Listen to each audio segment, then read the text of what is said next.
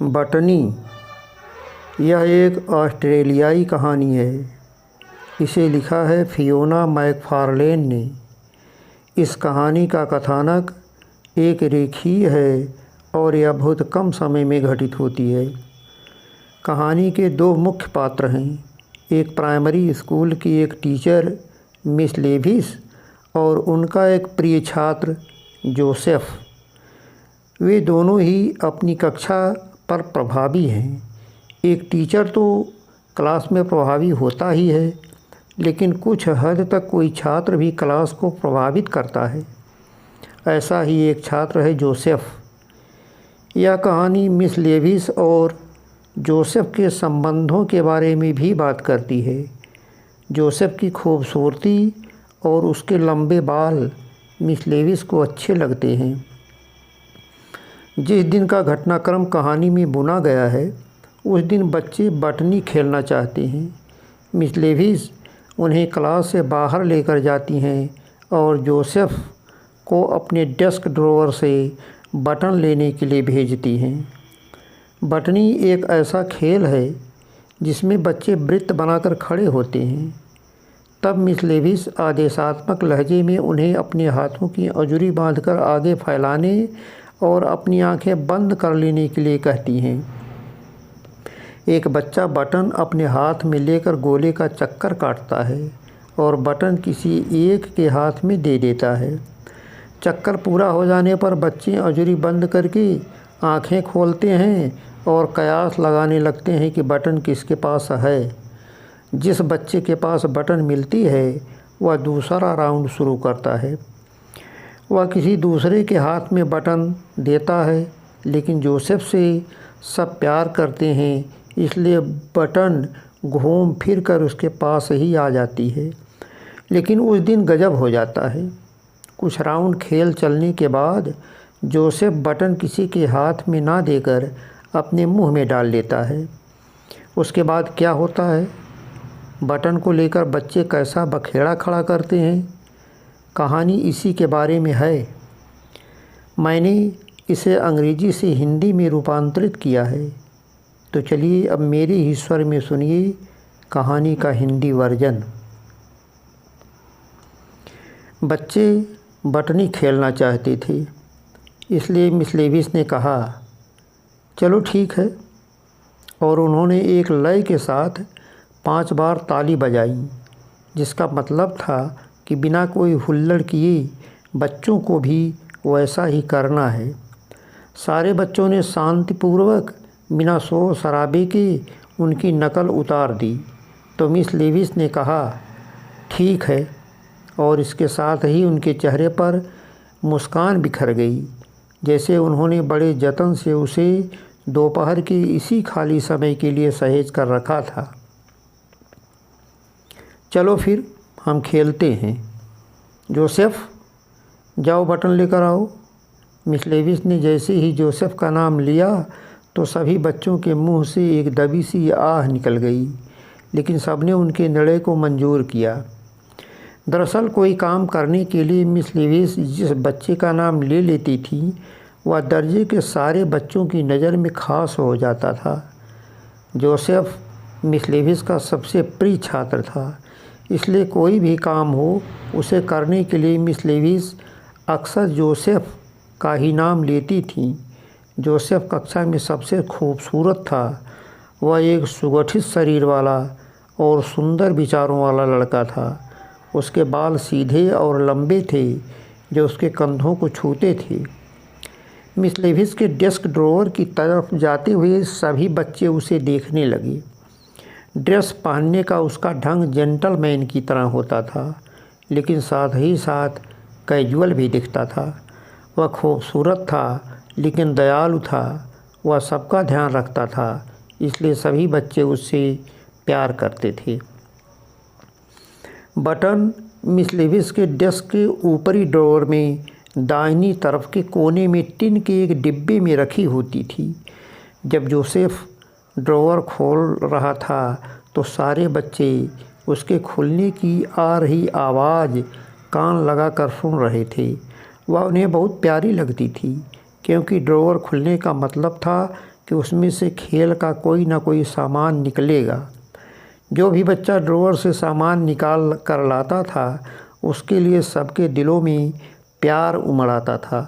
यूँ तो ड्रॉअर खोलकर सामान कोई भी बच्चा निकाल कर ला सकता था, लेकिन मिस लेविस की इनायत अक्सर जोसेफ के ऊपर ही होती थी। जैसे ड्रॉअर खुलने का मतलब होता था खेल के किसी सामान का निकलना, उसी तरह उसका दूसरा मतलब था बटनी गेम का शुरू होना। सारे बच्चे बटन को बहुत श्रद्धा से पकड़ते थे, लेकिन उतनी श्रद्धा से कोई भी नहीं पकड़ता था जितना कि जोसेफ। वह बहुत गंभीर बालक था। उसके चलने का ढंग एकदम अलग था। जब उसका नाम मिस लेविस पुकारती थीं तो वह बड़े धीरे से अपना सिर हिलाते हुए उठता था और नाम तो उसी का अक्सर बुलाया जाता था। वह किसी भी काम के महत्व को भली भांति समझता था, इसलिए उसे बहुत ध्यान से करता था। वह कभी भी गुप्त रूप से छिपकर दूसरों के राज की बातें सुनने के लिए अपने कान नहीं देता था। दूसरे बच्चे ही उसके पास आकर उसके कान में फुसफुसाकर बातें बताया करते थे। कक्षा में मिस लेविस उसका नाम रह कर लिया करती थीं ताकि वह सामान्य से अधिक लंबे बालों से ढका अपना चेहरा ऊपर उठाए और वे उसको देख सकें। उसकी खूबसूरती से वे आश्चर्यचकित रहती थीं, जब तक कि वे उसके माता पिता से नहीं मिली थीं।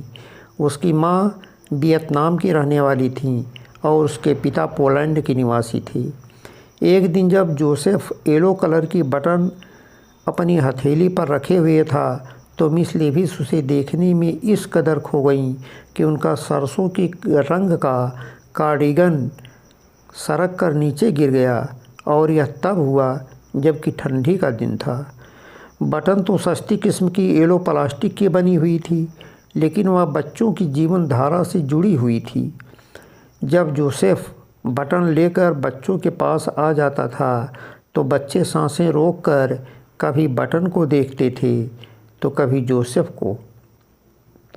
मिस लेविस चाहती थीं कि उनके बच्चे गर्व का अनुभव करते हुए शान से रहें। इसके लिए वे उनको प्रोत्साहित भी किया करती थीं। जोसेफ, ड्रॉअर ध्यान से बंद कर देना, उन्होंने कहा, क्योंकि उसकी प्रशंसा वे भले करें लेकिन काम सही ढंग से करने के लिए उसे टोक दिया करती थीं। मिस लेविस और जोसेफ की हाइट में काफ़ी अंतर था। डेस्क के उस ड्रॉअर को मिस लेविस अपनी कमर से धक्का देकर बंद कर सकती थीं, जबकि जोसेफ का वहाँ तक सिर्फ कंधा पहुँचता था। जब ड्रॉअर को बंद करने की आवाज़ आई तो बच्चे समझ गए कि यह बटन आ रही है, इसलिए वे जल्दी जल्दी क्लास से बाहर निकलकर दरवाजे पर लाइन लगाने लगे। वे बटनी हमेशा स्कूल के बाहर वाली फील्ड में खेलते थे। शांति से, मिस लेविस ने बच्चों को हिदायत देते हुए कहा और कॉरिडोर में खड़े होकर वहाँ से गुजरते हुए बच्चों के सिर पर हाथ फिराती रहीं। लाइन में सबसे आगे जोसेफ अपने हाथ में बटन लिए चल रहा था। मिस लेविस बच्चों के पीछे पीछे थीं। बगल वाले दर्जे में कक्षा 3A के बच्चे टाइम टेबल एक लय में गाते हुए रट रहे थे। कॉरिडोर के दूसरी तरफ कक्षा 5B की क्लास के बाहर सौर मंडल का चित्र लटका हुआ था। बच्चे चमकीले वलय से घिरे होने के कारण नीले रंग के शनि ग्रह को सबसे ज़्यादा पसंद करते थे, जबकि मिस लेविस को नेपच्यून अच्छा लगता था। वहाँ से जब भी वे गुजरती थीं तो हमेशा अपनी उंगली बढ़ाकर उसकी चिकनी क्रेयॉन सतह को छूना चाहती थीं। सारे बच्चे जयकरांडा वृक्ष के नीचे इकट्ठे हो गए। दिन बहुत अच्छा था। मिस लेविस अपने एक पैर की पिंडली को दूसरे पर क्रॉस किए पेड़ का सहारा लिए खड़ी थीं। उनकी पिंडलियाँ एकदम पतली पतली थीं। उनकी उम्र भी बहुत ज़्यादा नहीं थी। सारे बच्चे जोसेफ के चारों ओर गोल घेरा बनाकर खड़े हो गए। वह अपने हाथों में बटन लेकर बीच में खड़ा था। यह कोई नई बात नहीं थी, ऐसा ही रोज़ होता रहता था। गंभीर मुद्रा में जोसेफ ही गोले के बीच में खड़ा होता था। जब सभी लोग तैयार हो गए तो उसने बटन को अपने होठों तक उठाया और चूम लिया। इसके पहले इस तरह किसी ने बटन को चूमा नहीं था। उसे बटन को चूमते देखकर कुछ बच्चों ने अपनी उंगलियों को अपने होठों तक उठाया। यह देखकर मिस लेविस ने अपने होंठ भींच लिए। लड़कों में से कोई फिक से हंस दिया। मिस लेविस ने उसे देखा नहीं, इसलिए वह जान नहीं पाई कि वह कौन था, इसलिए उसे छोड़ दिया गया। अपने अपने हाथ बाहर निकालो, मिस लेविस ने आदेश दिया। तब बच्चों ने अपने अपने हाथों की अंजुरी बांधकर आगे किया, क्योंकि बटन उसी में रखी जाती थी। अब अपनी अपनी आंखें बंद कर लो, मिस लेविस ने कहा, और इसके साथ उन्होंने भी अपनी आंखें बंद कर ली। दोपहर होते होते वह अक्सर थक जाया करती थी। जब वे आंखें बंद रखती थीं तो इन्हीं कुछ सेकंडों के दरमियान उन्हें कुछ सुकून मिल जाता था और वह इसे बटनी का वरदान मानती थीं। जैकरांडा के वृक्ष के नीचे खड़े होकर जोसेफ की आवाज़ सुनना भी अपने आप में उन्हें किसी वरदान से कम नहीं लगता था। जो बच्चा गोले के बीच में खड़ा होता था, सिर्फ उसकी आंखें खुली रहती थीं। वह गोले में इधर उधर घूमकर चक्कर काटता था और हर बच्चे की अंजुरी छू कर कहता था, बटनी। इस तरह से जोसेफ को 21 मरतबा बटनी बटनी कहना पड़ा। मिस लेविस भी गिनती कर रही थीं। सचमुच सभी 21 अंजुरियां मौजूद थीं, क्योंकि उस दिन एक भी बच्चा गैर हाजिर नहीं था। न कोई बीमार पड़ा और न ही किसी ने बीमार होने का बहाना बनाया। मिस लेविस ने अपनी आंखें खोलकर देखा। गोले में बच्चे चुपचाप आंखें बंद किए खड़े थे। ऐसा लग रहा था कि किसी के हाथों में बटन है। जोसेफ चक्कर काटने के बाद अब गोले के मध्य में जाकर खड़ा हो गया। उसने मिस लेविस को देखा और मिस लेविस ने उसको। मिस लेविस ने हाँ में अपना सिर हिलाया और जोसेफ ने भी हाँ में अपना सिर हिला दिया। अब अपनी आंखें खोल लो, मिस लेविस ने आदेश दिया। जब बच्चे एक साथ अपनी आंखें खोलते थे तो उन्हें बहुत अच्छा लगता था। आंखें खोलते ही वे मुस्करा पड़ते थे। वे अंधेरे से निकलकर जैसे उजाले में आ गए हों। वे दबी दबी हंसी हंसने लगते थे और अपनी अंजुरियां कसकर बंद कर लेते थे, जैसे कि बटन उसमें से निकलकर बाहर छिटक जाएगी। वे एक दूसरे के हाथों को देखते थे, फिर जोसेफ की ओर देखते थे और हैरान रहते थे कि आखिर उसने बटन किसके हाथ में रखा हुआ है। वह सुंदर सी येलो कलर की बटन जिसे जोसेफ ने चूमा था, एक तरफ गोल और एक तरफ जरा सी नुकीली थी। जोसेफ अपने हाथ पीठ के पीछे किए हुए खड़ा था। उसके बाल उसकी आंखों पर लटक रहे थे। बटनी में जोसेफ ने क्या किया था पता करना बड़ा मुश्किल था। बच्चे कुछ देर तक इसी कौतूहल की स्थिति में रहना चाहते थे। मिस लेविस घेरे में खड़े सारे बच्चों का मुआयना करना शुरू कर दिया। कौन मुस्करा रहा है, किसका चेहरा खिला हुआ है, कौन अपना सिर ज़्यादा ऊंचा की दिखाई दे रहा है, किसके चेहरे पर मुस्कान बिखरी है। वे यह भी अंदाज़ा लगाने की कोशिश करती थीं कि बटन हाथ में न आने से कौन दुखी लग रहा है। मिरांडा, चलो तुम शुरू करो। यह सुनकर मिरांडा अपने दाहिने कान को अपने दाहिने कंधे से रगड़ने लगी। वह अपनी जगह से जरा सी हिली और बोली, सिन। सिन कुछ इस तरह मुस्कराने लगी जैसे वह बेवकूफ़ बनाने की कोशिश कर रही हो और अपनी हथेली फैला दी। उसके हाथों में बटन नहीं थी। अब सिन की बारी थी। उसने ब्लैक का नाम लिया। ब्लैक भी मुस्कराया और अपना हाथ फैलाकर अपने सिर के ऊपर कर लिया। बटन उसके हाथ में भी नहीं थी। ब्लैक ने मिरांडा का नाम लिया। मिरांडा ने जोशी का, जोशी ने ओशी का, ओशी ने रेमन का। तब मिस लेविस ने अपनी आंखें बंद की और उनके मन में एक नाम आया, ज्योति। ज्योति के नाम का अंदाज़ा लगाने से पहले उन्होंने तकरीबन 11 बच्चों के बारे में सोचा था। ज्योति एक ऐसी लड़की थी जिसके ऊपर कोई आसानी से संदेह नहीं कर सकता था। उसके मोजों की गेटिस ढीली हो गई थी, इसलिए मोजे उसके पैर से नीचे सरक जाते थे। उसके बाएं गाल पर एक बड़ा सा तिल था। जब उसने हाथ खोले तो बटन उसके पास ही निकली। उसने अपने आप को भाग्यशाली समझा। सभी बच्चे एक क्षण के लिए अपनी गर्दन उठा उठाकर उसे देखने लगे। सबको उससे प्यार हो गया। कुछ देर उसने बटन को अपने हाथों में दबा कर रखा। उसे लग रहा था कि अपने हाथ में उसने जोसेफ की चुम्मी को पकड़ रखा है। तब वह गोले के बीच में चली गई और जोसेफ उसकी जगह पर जाकर खड़ा हो गया। बीच में पहुंचकर ज्योति ने बटन को अपने होठों तक उठाया, लेकिन जोसेफ की तरह उसे चूम ना सकी। हाथ बाहर, आंखें बंद, मिस लेविस ने कहा, और उसके साथ सबकी आंखों के आगे अंधेरा छा गया। ज्योति, यह मत भूलना कि बटन उसके हाथ में नहीं देना है जिसने तुम्हारे हाथ में दिया था। यानी तुम जोसेफ को बटन नहीं दोगी।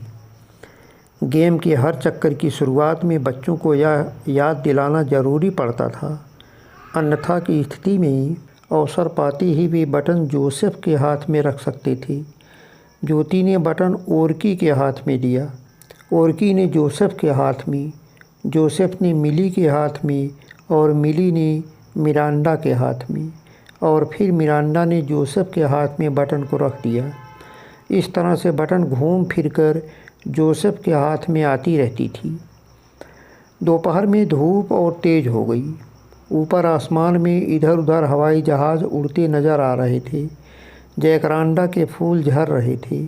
बार बार कक्षाओं की खिड़कियों से बच्चे बाहर बटनी खेल रहे बच्चों को देख रहे थे और सोच रहे थे कि कितनी देर से तो वे खेल रहे हैं। बटनी खेल रहे हर बच्चे के मन में एक ही ख्वाहिश थी कि बटन अब की बार उसके हाथ में आ जाएगी। इसी उम्मीद में उन्हें थकान का ज़रा भी एहसास नहीं हो रहा था। जोसेफ ने बटन रूबी को दिया, रूबी ने रेमन को, रेमन ने पुनः जोसेफ को, जोसेफ ने लाइमसा को, लाइमसा ने लाइम्मा को, और लाइम्मा ने फिर जोसेफ को दे दिया। जोसेफ बटनी बटनी बटनी 21 मरतबा बोला। मिस लेविस ने अपनी आंखें बंद की और बच्चों को भी अपनी अपनी आंखें बंद करने की हिदायत दी, जब तक कि उन्हें खोलने के लिए ना कहा जाए। हर बच्चे को 21 मरतबा बटनी बटनी कहना पड़ता था। मिस लेविस अपने पैर सीधे किए और फिर उन्हें एक दूसरे को क्रॉस करके खड़ी हुई और सोचने लगीं कि इसी तरह से रोज़ दिन बीतता रहे। जयकरांडा के नीचे खेलते हुए, ऊपर जहाज़ को उड़ते हुए देखते हुए, हाथों से अंजुरी बांधे रखे और आंखें बंद करते और खोलते हुए। मिस लेविस ने देखा कि जोसेफ गोले के बीचों बीच खड़ा है। सभी लोग अपने हाथ बाहर निकालें और आंखें बंद कर लें, उन्होंने बच्चों से कहा। बच्चों ने उनके आदेश का पालन किया। वे लोग अपने सिर नीचे झुकाकर खड़े थे, जैसे किसी प्रार्थना सभा में खड़े हों। बच्चों की अल्हड़ता की भी दीवानी हो रही थी। वे उन्हें जादू के वशीभूत किसी परी लोक के बच्चे लग रहे थे। जब उन्होंने जोसेफ को देखा तो वह उन्हें ही देख रहा था। उन्होंने उसे आंख मारी और हाँ में सिर हिलाकर इशारा किया। उसका चेहरा एकदम भावशून्य नज़र आ रहा था, जिसे देखकर मिस लेविस को वेटिकन सिटी की सुरक्षा में तैनात स्विस गार्ड की याद आने लगी। उनका इशारा भांपकर जोसेफ गोलाई में खड़े हर बच्चे के हाथ को छूते हुए चक्कर लगाने लगा। जिस बच्चे के सामने वह खड़ा हो जाता था उसके हाथ कांपने लगते थे और तब तक कांपते रहते थे जब तक कि वह उसके सामने से हटकर अगले बच्चे के सामने नहीं चला जाता था। जिसके सामने वह खड़ा रहता वह बच्चा सहमा सा अपना सिर झुकाए रहता था और समुद्री एनीमोन की तरह उसके हाथ बंधे हुए रहते थे। जोसेफ 21 बार बटनी बटनी चिल्लाया, लेकिन अभी तक किसी के हाथ में बटन नहीं रखा। तब उसने अपना भावशून्य चेहरा ऊपर उठाया और मिस लेविस की ओर देखा, फिर अपना मुंह खोला और बटन उसके अंदर डाल दिया। उसके गालों पर बटन का कोई निशान भी नज़र नहीं आ रहा था। मिस लेविस ने कुछ नहीं कहा। उन्होंने अपने हाथों को अपने सीने पर बांध लिया वह मन ही मन कह रही थी कि आगे यह मसला तुम ही हल करोगे और इसका खामियाजा भी तुम ही भुगतोगे। जोसेफ की आंखों के ऊपर उसके बाल लटक रहे थे। उनके अंदर से ही उसने मिस लेविस को आंख मारी। सभी लोग अपनी आंखें खोलो, मिस लेविस ने कहा। बच्चों ने अपनी आंखें खोली और सिर ऊपर उठाया।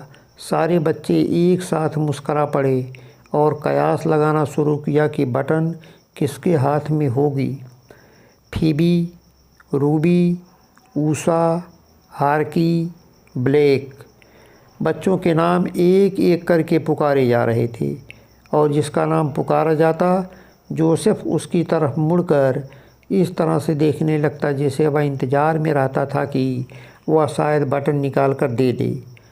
लाइमसा, बेला, जैक्सन, सिन, इसी तरह से एक एक करके 20 बच्चों के नाम बोल दिए गए और 20 अंजुरियां भी खुल गईं, लेकिन सबके हाथ खाली निकले।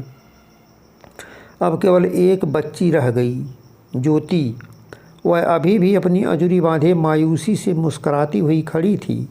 उसके मोजे सरक कर नीचे चले गए थे। उसे लगता था कि उसका नाम अब पुकारा ही नहीं जाएगा और उसे अपने आप ही अपने हाथ खोलकर सबको दिखाना पड़ेगा। तभी आखिरकार रेमन ने उसका नाम बोल ही दिया, ज्योति। और अपना नाम सुनते ही ज्योति ने अपने हाथ खोल दिए। बटन उसके भी हाथों में नहीं थी।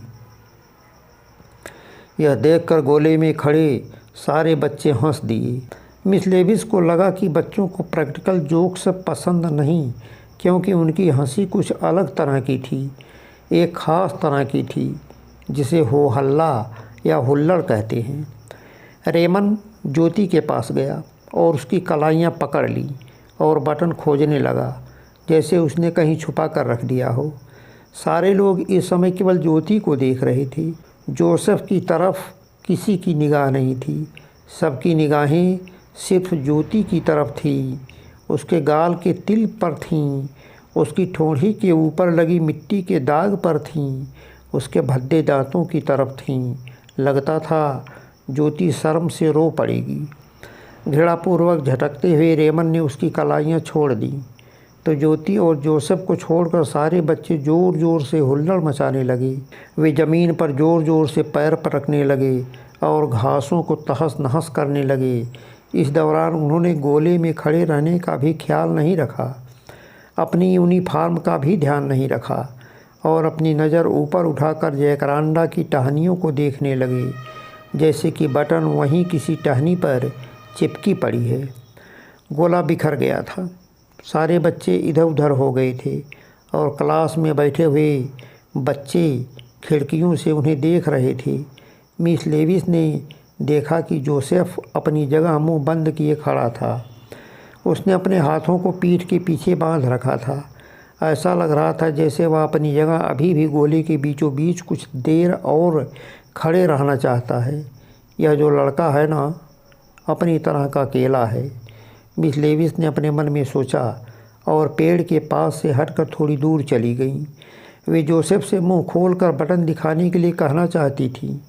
वे चाहती थी कि वह सारे बच्चों के आगे अपनी गुस्ताखी तस्लीम करे। वे चाहती थी कि वह बच्चों के सामने कबूल करे कि उसने दरअसल क्या किया है और अपने कारनामे पर शर्मिंदा हो। वे गोला बिगाड़कर इधर उधर छिटके हुए बच्चों को पुनः इकट्ठा होकर गोला बनाने के लिए कहने वाली थी। इसलिए उन्होंने लय में 5 बार ताली बजाई ताकि बच्चे शांत हो जाएं, हल्ला गुल्ला बंद कर दें और उनकी नकल उतारते हुए ताली बजाएं। मगर बच्चे शांत तो हो गए, लेकिन उन्होंने ताली नहीं बजाई। अलबत्ता वे उनकी तरफ एकटक देख रहे थे। उन्हें देखकर ऐसा लगता था कि वे गुस्से में हैं।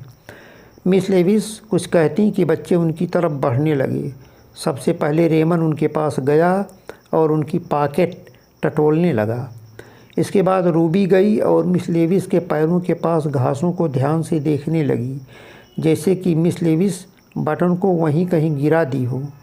जब वह घासों में बटन को खोज रही थी तो उस दौरान उसका मुंह खुला हुआ था, जिससे साफ साफ दिखाई दे रहा था कि उसका एक दांत आज सुबह ही टूटा था। ओसी और मिमी पेड़ की पपड़ी नुमा छोड़ चुकी छालों को खुरच खुरच कर देखने लगीं तो उनके ऊपर मिस लेविस को गुस्सा आ गया। वे उन्हें हाथ से मारने लगीं, परंतु बच्चे डर नहीं रहे थे। उनके पास एक एक कर सारे बच्चे जमा होने लगे और उन्हें इधर उधर से पकड़कर खींचने लगे। लाइमसा ने उनकी स्कर्ट पकड़कर खींच दी और जब वे उसे मारने चलीं तो ज्योति ने उनकी हेयर पिन निकाल दी, जिससे उनके बाल खुल गए। तो मिस लेविस ज़ोर से चिल्ला पड़ी। तब क्लास 3A में पढ़ा रहे मिस्टर ग्राहम सर उन्हें बचाने के लिए दौड़कर उनके पास आए और उनके पीछे पीछे था जोसेफ। वह दौड़ नहीं रहा था और न ही उनके साथ साथ था। वह एक लंबी, खाली मगर खूबसूरत परछाई बना हुआ ठीक उनके पीछे लगा था।